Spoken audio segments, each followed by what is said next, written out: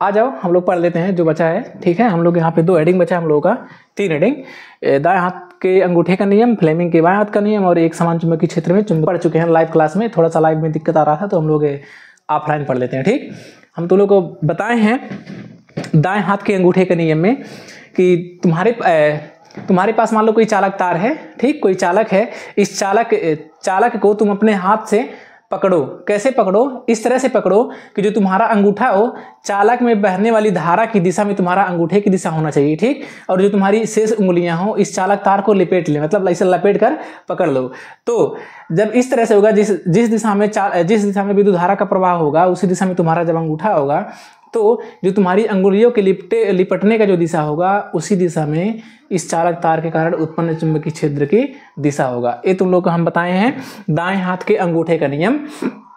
इसका तुम लोग को हम जो PDF हम डिस्क्रिप्शन में दे देंगे, वहां से आप लोग देख करके पढ़ लेना, अच्छे से लिख लेना, ठीक है ना। उसके बाद में बता रहे थे तुम लोग को फ्लेमिंग के बाएं हाथ का नियम। फ्लेमिंग के बाएं हाथ का नियम, देखो फ्लेमिंग के बाएं हाथ का नियम क्या होता है।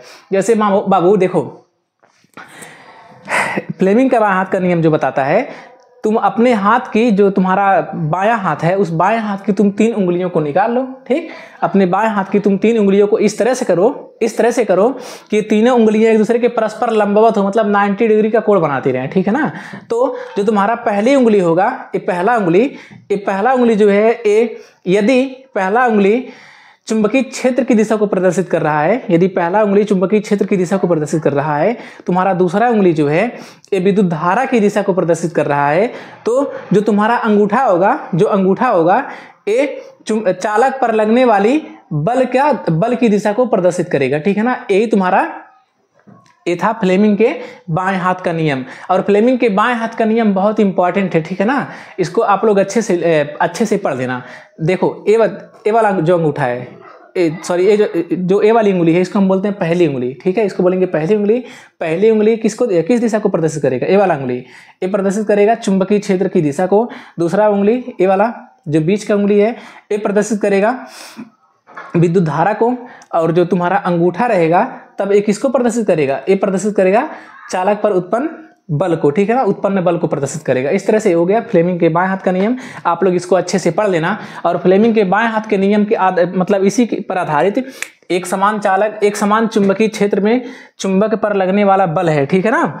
इसको हम लोग पढ़ लेते हैं। इसका एक सूत्र होता है, चुंबक पर लगने वाले बल का सूत्र होता है, ये होता है F बराबर I/B/L साइन थीटा, ठीक है ना।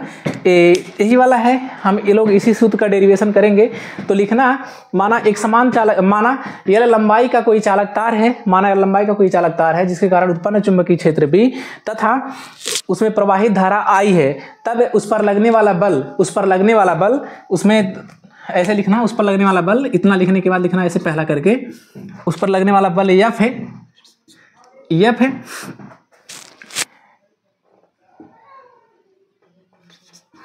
चुंबक के कारण लिखना, आगे लिख लेना तुम लोग, F है चुंबक के कारण उत्पन्न चुंबकीय क्षेत्र B के अनुकर्मानुपाती होता है। अर्थात इतना लिखना, अर्थात F अनुकर्मानुपाती B। समीकरण इसको 1 बना देना। फिर दूसरा लिखना, बल चालक तार की लंबाई के अनुकर्मानुपाती होता है।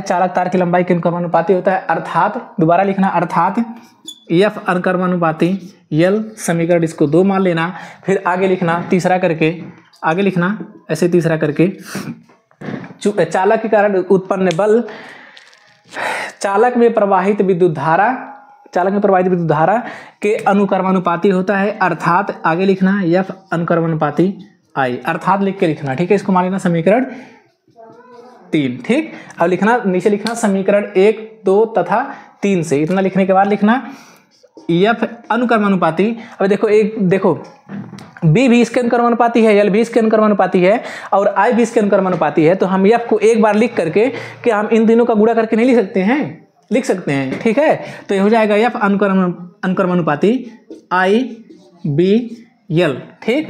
अनुकर्मानुपाती के चिन्ह को हम हटाएंगे यहाँ पे, तो ये हो जाएगा F बराबर बी यल, यहाँ पर जाएगा स्मॉल के, और यहाँ पे के का मान यदि तुम 1 रखते हो, के बराबर 1 रखने पर तो हो जाएगा एफ बराबर आई बी यल। ठीक है, इस तरह से। ठीक, ये कब होगा, एफ बराबर आई बी एल कब होगा, तो ध्यान रखना जब चुंबकीय क्षेत्र की दिशा, चुंबकीय क्षेत्र की दिशा और जो इस जो चालक के कारण उत्पन्न बल था, उस बल के बीच में, उस चुंबकीय क्षेत्र की दिशा और बल के बीच में जब 90 डिग्री का कोण होगा तो वहां पे चालक के कारण उत्पन्न बल जो होगा वो एफ बराबर आई बी एल होगा। यदि इस 90 डिग्री पर दोनों नहीं है, यदि चुंबकीय क्षेत्र की दिशा और ये जो बल है, बल की दिशा, ये दोनों के बीच का जो कोण है ये 90 डिग्री का नहीं है, मान लो कोई थीटा डिग्री का कोण है, उस अवस्था में हो जाता है एफ बराबर आई बी एल साइन थीटा। ठीक है ना, थीटा बराबर एटी कोई कोण हो जाएगा। इस तरह से करके इस पे सवाल आता है, और इस चैप्टर से सवाल आने का संभावना इसी सवाल पे है, क्योंकि इसी सूत्र पर है, क्योंकि इस चैप्टर में इसके अलावा कोई दूसरा सूत्र नहीं है। ठीक है मेरे बाबू, इसको आप लोग अच्छे से तैयार कर लेना, बाकी जो भी आएगा हम लोग उसको पढ़ते रहेंगे और आप लोग उसको मेहनत करके पढ़ते रहना। ठीक है ना, इस पर हम लोग कल सवाल ला देंगे। यहाँ पे दो चीज़ और है, दो चीज़ और है। परिनालिका ठीक पढ़ना है, परिनालिका, और परिनालिका के बाद तुम लोग को पढ़ना होता है, जैसे मान लो कोई गोलीय चालक तार है, ठीक है, कोई गोलीय चालक तार है, इसके बारे में पढ़ना होता है।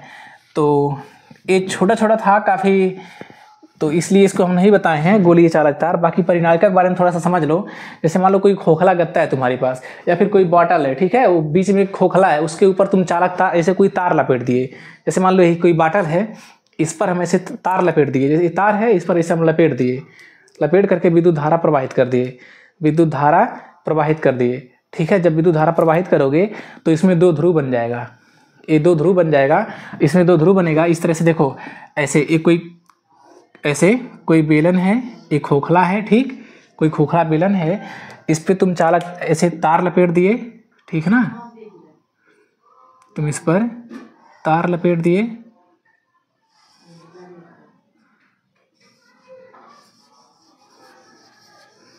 ऐसे करके, और इसमें इसको जोड़ दिए किसी सेल से, विद्युत धारा का प्रवाह कर दिए, ठीक है। तो इस चालक तार पर 2 ध्रुव बन जाता है, यन और यस, 2 ध्रुव बन जाएगा। जिस तरह से चुंबक काम करता है उसी तरह से अपरिनालिका काम करता है, ठीक है ना। तो ये इसके बारे में पढ़ना था। बाकी ये तुम्हारा चैप्टर यहीं पे ख़त्म होता है।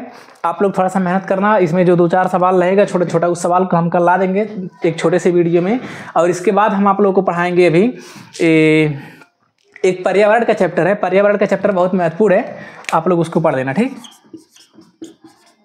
पर्यावरण, यहाँ से आपको 5 या 6 नंबर का क्वेश्चन देखने के लिए मिलेगा, 6 नंबर का, कम से कम 6 नंबर का क्वेश्चन आएगा, तो आप लोग उसको पढ़ना, अच्छे से मेहनत करना, ठीक।